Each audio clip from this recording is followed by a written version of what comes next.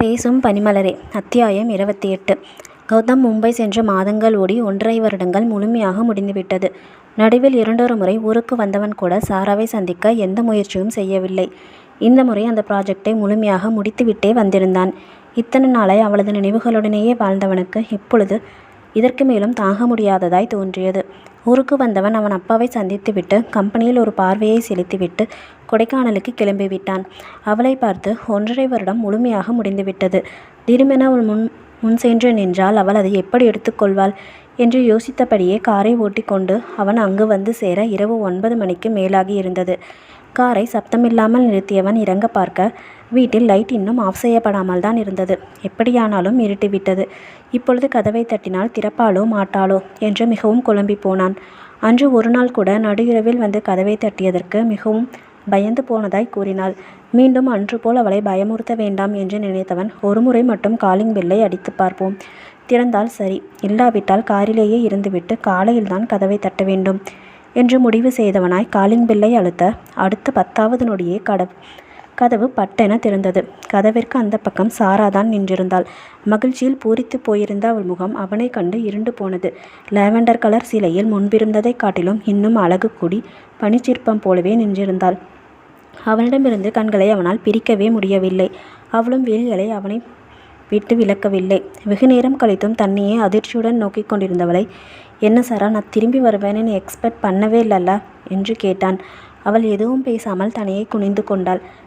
அவள் கதவை திறக்கும் பொழுது அவள் முகத்தில் இருந்த மகிழ்ச்சியை சொன்னது. அவள் யார் வரவையோ எதிர்பார்த்து காத்திருந்தாள் என்று. யார் வருவாங்கன்னு வெயிட் பண்ணிட்டு இருந்த? சித்தி வரேன்னு சொல்லியிருந்தாங்க, அவங்க தான் வந்துட்டாங்கன்னு நினச்சி கதவை திறந்தேன். சரி, எவ்வளோ நேரம் தான் வெளியிலேயே நிற்க வச்சுருப்ப? ஒருவேளை வெளியவே நிற்க வச்சு அப்படியே அனுப்பிடுற ஐடியாவா? ஐயோ இல்லை, உள்ளே வாங்க என்று ஒதுங்கி அவனுக்கு வழிவிட்டவள் அவன் உள்ளே வந்ததும் கதவையும் பூட்டினாள். அவளின் பின்புறம் கண்டவனுக்கு இதயம் தாறுமாறாய் துடுக்க ஆரம்பித்தது. அதுவும் அவள் சற்று எக்கி கதவை தாளிட அப்பொழுது கொஞ்சமாக எட்டி பார்த்த அவளது இடுப்பு அவனை முழுவதுமாய் மதிமயங்கச் செய்தது. இத்தனை நாளாய் அடக்கி வைத்திருந்த உணர்வுகள் எல்லாம் பேயாட்டம் போடத் தொடங்கியது. திரும்பி அவள் சாப்பிட்டீங்களா என்று அவனை தயக்கத்துடன் கேட்டாள். ஏன் சாப்பிடலன்னு சொன்னால் அன்னைக்கு மாதிரி ஊட்டி விடுவியா என்று கேட்டான். அவளோ அதிர்ச்சியில் கண்விரிய இல்லை என்பது போல் தலையாட்டினாள். அதில் கோபமுற்றவன், நான் சாப்பிட்டாச்சு, உட்காரும் கூட பேசணும் என்றான். 1 செகண்ட் இங்கே வெயிட் பண்ணுறீங்களா? கிச்சனில் கொஞ்சம் ஒர்க் இருக்குது, முடிச்சுட்டு வந்துடுறேன் என்று வேகமாக பறந்து போனாள். சென்ற 5வது நிமிடத்தில் திரும்பி வந்தவள் அவனுக்காக ஒரு காஃபியையும் கொண்டு வந்தாள்.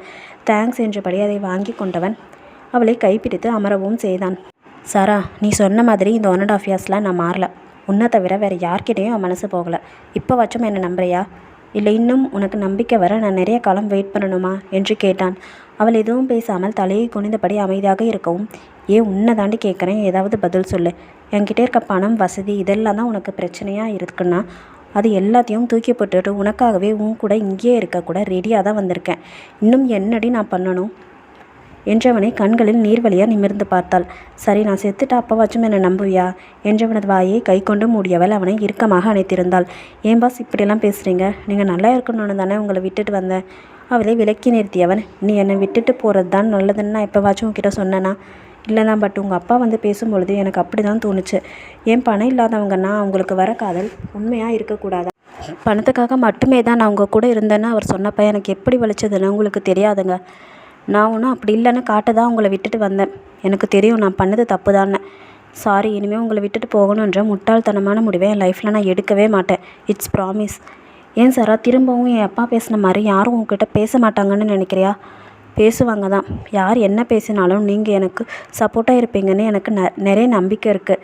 முன்ன மாதிரி கண்டிப்பாக ஓடி வரமாட்டேன். எதனாலும் நின்று ஃபேஸ் பண்ணுவேன் என்றவளை சில நொடிகள் இமைக்காமல் பார்த்தான். ஏன் பாஸ், எதுக்கு இப்படி பார்க்குறீங்க? இல்லை, நீ சொல்கிறது உண்மையா பொய்யான்னு எனக்கு குழப்பமாக இருக்குது. என்ன பாஸ் நீங்கள், நான் ஒரு ப்ராமிஸ் பண்ணால் அதுலேருந்து பின்வாங்க மாட்டேன்னு உங்களுக்கே தெரியுமே. ஆனால் நீ என்னை பிரிஞ்சு வந்ததுக்கப்புறம் ரொம்ப சந்தோஷமாக இருந்த மாதிரி தெரியுதே.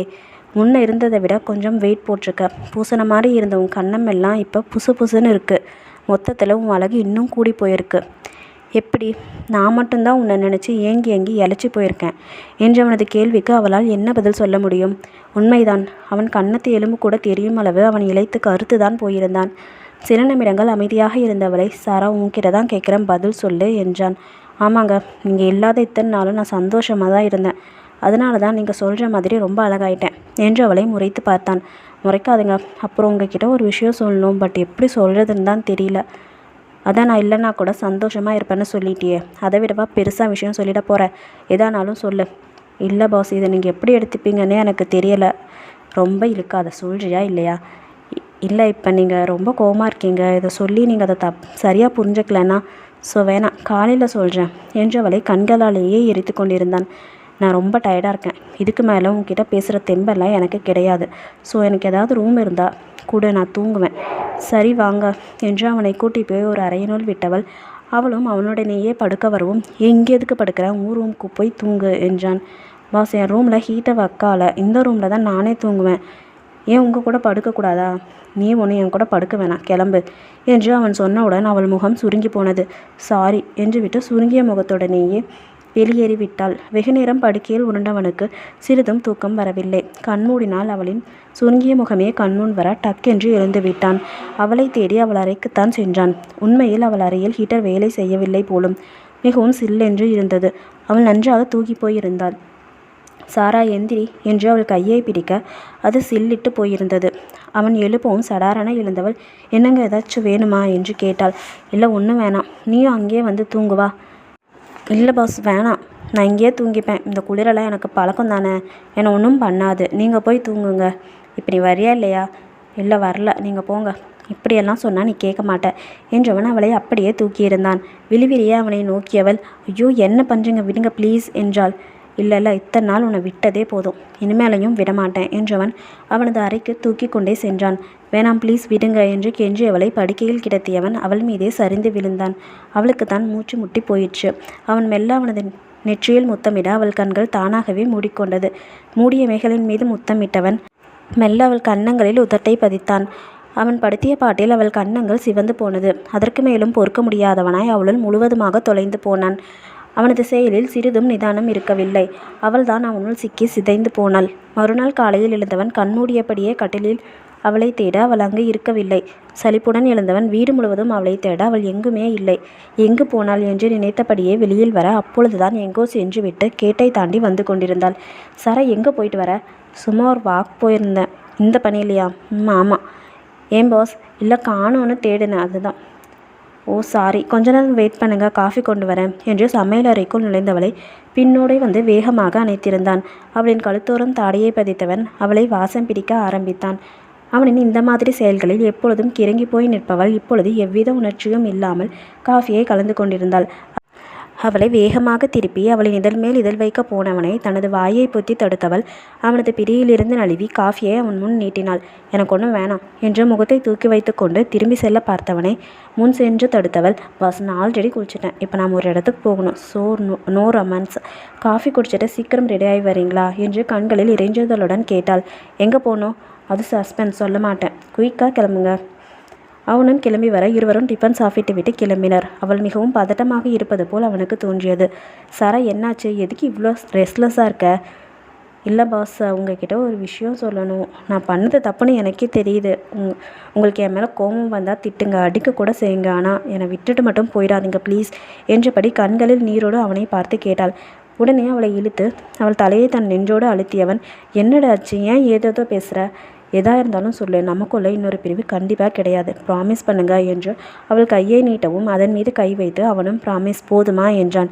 சற்று தெளிவடைந்தவள் கண்ணீரை துடைத்துவிட்டு போலாமா என்றபடி வெளியில் வந்து கதவை பூட்டினாள். கார்லேயே போகலாமா? வேணாம், வாக்கிங் டிஸ்டன்ஸ் தான், என் சித்தப்பா வீட்டுக்கு தான் போகிறோம். அங்கேயா? ஆமாம், ஏதோ விஷயம் சொல்லணும்னு சொன்னேன், அதுக்கு தான் கூட்டிகிட்டு போகிறேன் வாங்க என்று அவன் கையை பிடித்தபடியே நடந்தாள். சாரா, நம்ம எப்போ ஊருக்கு கிளம்பலாம்? இன்றைக்கேனாலும் எனக்கு ஓகே தான். ஏதாச்சும் பேக் பண்ணணுமா? ஆமாம், நிறைய திங்ஸ் பேக் பண்ணணும். ஏன்னா நிறையவா? தேவையானதை மட்டும் எடுத்துக்கோ, பேலன்ஸ் எல்லாம் இங்கேயே இருக்கட்டும், திரும்பி வரும்பொழுது மீதி இருக்கிறத எடுத்துக்கலாம். சரி என்று அவர்கள் பேசிக்கொண்டே வர வீடும் வந்து சேர்ந்திருந்தது. உள்ளே வந்தவர்களை அவர்களின் சித்தி வரவேற்று அமர வைக்க வெளியில் சென்ற சித்தப்பாவும் அப்பொழுதுதான் வீட்டிற்குள் நுழைந்து கொண்டிருந்தார். அவரும் இருவரையும் வரவேற்று அதைத் தொடர்ந்து நல விசாரிப்புகளும் நடந்தது. அப்பொழுது எங்கிருந்தோ ஒரு சிறு குழந்தையோடு வந்த விக்டர் அந்த குழந்தையை அவனது அப்பாவிடம் கொடுத்துவிட்டு கௌதமின் பக்கத்தில் அமர்ந்து கொண்டு, மாமா எப்படி இருக்கீங்க என்று பேச ஆரம்பித்தான். அந்த குழந்தையின் மீது ஒரு கண்ணை வைத்தவரை கௌதமும் விக்டரிடம் பேசிக்கொண்டிருந்தான். சித்தப்பாவிற்கு ஒரு ஃபோன் வரவே குழந்தையை தூக்கி கௌதமிடம் கொடுத்துவிட்டு அவர் வெளியில் சென்றுவிட, பேபி ரொம்ப க்யூட்டாக இருக்குது, ஸோ ஸ்வீட் இங்கே யாரோட பேபி சாரா? மாமா, இது உங்களுக்கு தெரியாதா? இது சாரா அக்காவோட பேபி தான் என்று விக்டர் சொல்ல கௌதம் அதிர்ச்சியில் உறைந்தான். திரும்பி அவளை பார்க்க அவளோ தலையை குனிந்தபடி அமர்ந்திருந்தாள். சாரா, விக்டர் என்ன சொல்கிறான் என்று அவனை பார்த்து கேட்க அவளோ எதுவும் பேசாமல் தான் இருந்தாள். உன்கிட்ட தான் கேட்குற, சரி கிளம்ப, வீட்டுக்கு போய் பேசலாம் என்று கௌதம் எழுந்து குழந்தையை விக்டரிடம் கொடுத்துவிட்டு சாராவை கையை பிடித்து இழுத்தான். அவள் கையை உதறியவள் விக்டரிடமிருந்து குழந்தையை வாங்கி கொண்டு சித்தியிடம் போய் சொல்லிவிட்டு கிளம்பிவிட்டாள். வீட்டிற்கு வரும் வழியிலும் இருவரும் எதுவும் பேசிக்கொள்ளவில்லை. வீட்டிற்குள்ளேயே வந்ததும் அந்த குழந்தையை வேறு அழ ஆரம்பித்து விட அதை ஹாலிலேயே அமர வைத்துவிட்டு சமையலறைக்குள் புகுந்து கொண்டாள். சிறிது நேரம் அமைதியாக இருந்த குழந்தை சோஃபாவில் அமர்ந்திருந்த அவனை பார்த்து எழுந்து தட்டு தடுமாறி எட்டுக்கள் வைத்து அவன் அருகே வந்து பாப்பா என்று மழலை மொழியில் சிரிக்கவும் அதை அப்படியே அள்ளி எடுத்து கொண்டான். அந்த நிமிடம்தான் உணர்ந்தான் அவள் செய்ததாக சொன்ன தவறு இதைதான். அவளுக்கு எவ்வளவு தைரியம் இருந்திருந்தால் குழந்தை உருவாகி பிறந்த செய்தியையே தன்னிடம் சொல்லாமல் விட்டிருப்பாள் என்ற கோபம் மளமளவென்று பரவியது. பால் காய்ச்சி பாட்டிலில் எடுத்து வந்தவள் குழந்தையை கை நீட்டி கேட்க அவனும் கோபத்தில் ஜொலிக்கும் கண்களுடன் குழந்தையை கொடுத்தான். பால் புகட்டி அதை தூங்க வைத்தவள் நேராக அவனிடம் வந்து நின்றாள். சாரிங்க, நான் உங்களை விட்டுட்டு வந்தேன்ல, அப்போவே 4 months ப்ரெக்னெண்ட்டாக தான் இருந்தேன். பட் அப்போ எனக்கு அது தெரியாது. இங்கே வந்ததுக்கப்புறம் தான் கன்ஃபார்ம் பண்ணேன். நீ என்ன வேணால் பண்ணிக்கோ. ஆனால் எப்படி சாரா உன்னால் என் குழந்தைய என்கிட்ட இருந்தே மறைக்க முடிஞ்சது? ஏன் எனக்கு சொல்லலை? சாரி பாஸ், இந்த குழந்தையால் திரும்பவும் உங்கள் லைஃப் கெட்டு போகிறதுல எனக்கு இஷ்டம் இல்லை. நீங்கள் என்னை மறந்துட்டு வேறு யாரையாச்சும் மேரேஜ் பண்ணிக்கணும்னு நினச்சா அதுக்கு இந்த பேபி ஒரு தடையாக இருக்கக்கூடாதுன்னு நினச்சேன். அதனால தான் சொல்லலை. சீ போடி, இது உன்னோட பேபியா? இனிமே என்னோட பேபி. நான் என் குழந்தைய மட்டும் எடுத்துகிட்டு நாளைக்கே ஊருக்கு கிளம்புறேன். பாஸ், என்னை விட்டுட்டு போக மாட்டேன்னு ப்ராமிஸ் பண்ணிங்களே. ஆமாம், பின்ன நீ இவ்வளோ பெரிய காரியம் பண்ணியிருப்பேன்னு எனக்கு எப்படி தெரியும்? உன்னை நீ மட்டும் என் கூட வா, இல்லை குழந்தைய மட்டும் என்கிட்ட கொடுத்துரு. ஐயோ ப்ளீஸ், என்னால் என் குழந்தை இல்லாமல் இருக்க முடியாது, செத்துருவேன். நானும் இதே மாதிரி தாண்டி உன்கிட்ட கெஞ்சினேன், என்னை விட்டு போகாதன்னு சொல்லி. என்னை மட்டும் துடிக்க துடிக்க தனியாக விட்டுட்டு வந்தியே. நீ மட்டும் குழந்தைய பெற்றுட்டு சந்தோஷமாக இருந்திருக்க. ஆனால் நான் தினம் தினம் பைத்தியக்காரனாட்டம் உன்னையே நினச்சி சுற்றிட்டு இருந்தேன். இதோ பாரு, உனக்கு ஒரு ஆப்ஷன் மட்டும்தான் இருக்குது. என் கூட நீ வரணும், இல்லை என் பேபியை மட்டும் நான் கூட்டிகிட்டு போகிறேன். சீக்கிரமாக டிசைட் பண்ணி சொல்லு. பாஸ், பேபியை எங்கே விட்டுட்டு நான் வருவேன்? அதுவும் உன் இஷ்டம், எங்கே வேணாலும் விட்டுட்டு வா. அப்படியே உடைந்து போனவள் சோஃபாவில் அமர்ந்தபடி தாரி தாரியாக கண்ணீர் சிந்தினாள். இப்படி அழுது எந்த பிரயோஜனமும் இல்லை. என்ன முடிவு எடுத்திருக்க என்று கராராக அவன் கேட்க, என்னால் குழந்தைய விட்டுட்டு இருக்க முடியாது. நீ எவ்வளோ நேரம் ஆனாலும் இப்படியே தான் பேசிகிட்டு இருப்பேன்னு எனக்கு நல்லா தெரியும். சீக்கிரமாக பேபியோட திங்ஸ் எல்லாம் பேக் பண்ணு. இங்கேயே ஒரு டிரைவருக்கு அரேஞ்ச் பண்ணி நான் ஊருக்கு கிளம்புறேன். பாஸ், பால் குடிக்கிற குழந்தைய எடுத்துகிட்டு போய் என்ன பண்ணுவீங்க? அவன் என்னை தேடுவான். அதை பற்றி எல்லாம் நீ கவலைப்படாத. என் குழந்தைய பார்த்துக்க எனக்கு தெரியும். இல்லை நீங்கள் என்ன சொன்னாலும் சரி, உங்களோட அவனை அனுப்ப மாட்டேன். உங்ககிட்ட யார் பர்மிஷன் கேட்கல, இன்ஃபர்மேஷன் மட்டும்தான் சொல்கிறேன். இன்னும் 1 hourல கிளம்பணும் என்றவன் சீக்கிரமாக பேக் பண்ணி கொடு என்றவனை உயர்ச்ச பார்வை ஒன்றை பார்த்தாள்.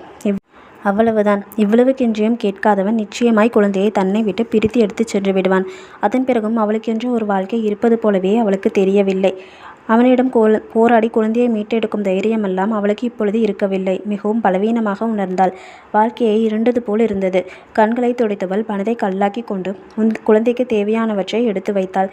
தூங்கிக் கொண்டிருக்கும் குழந்தையை தூக்கி அவனிடம் கொடுத்தாள். பெற்ற குழந்தையை முற்றும் முழுவதுமாய் விட்டு கொடுக்க எவ்வளவு மனதிடம் இருக்க வேண்டும்? இன்னும் தன்னை எதையும் தாங்கும் மனதோடு வைத்திருக்கும் அந்த கடவுளை வெறுத்தாள். குழந்தையை வாங்கியவனோ நேராக காரில் ஏறி கிளம்பி விட்டான். வெகு நேரம் கல்லாக அமர்ந்திருந்தவள் பால் சுருக்கும் உணர்வு ஏற்படவே திடுமென எழுந்து நின்றாள். இது குழந்தைக்கு பால் கொடுக்கும் நேரம். அவன் தன்னை தேடுவான், அழுவான். இல்லை, குழந்தை இல்லாமல் ஒரு நொடி கூட இருக்க முடியாது. எப்படியேனும் அவன் காலில் விழுந்தேனும் குழந்தையை வாங்கி கொண்டுதான் வர வேண்டும் என்று முடிவு செய்தவளாய் வேகமாக கிளம்பினாள். அவள் வெளியே வரவும் கௌதமின் கார் உள்ளே வரவும் சரியாக இருந்தது. காரிலிருந்து இறங்கியவன் கையில் குழந்தை அழுது கொண்டிருக்க அதை ஓடி சென்று வாங்கியவள் அதை கட்டி அணைத்தபடி வீட்டிற்குள் ஓடி சென்றாள். அழுது கொண்டிருந்த குழந்தையை சமாதானம் செய்து பால் கொடுத்து கொண்டே அவன் ஏன் மீண்டும் வந்தான் என்று யோசித்தாள். ஒருவேளை குழந்தை அழுததால் என்ன செய்ய வேண்டும் என்று கேட்க வந்திருப்பானோ? அவனிடம் மீண்டும் குழந்தையை கொடுத்தனுப்பும் எண்ணமெல்லாம் இப்பொழுது அவளுக்கு சிறிதும் இல்லை.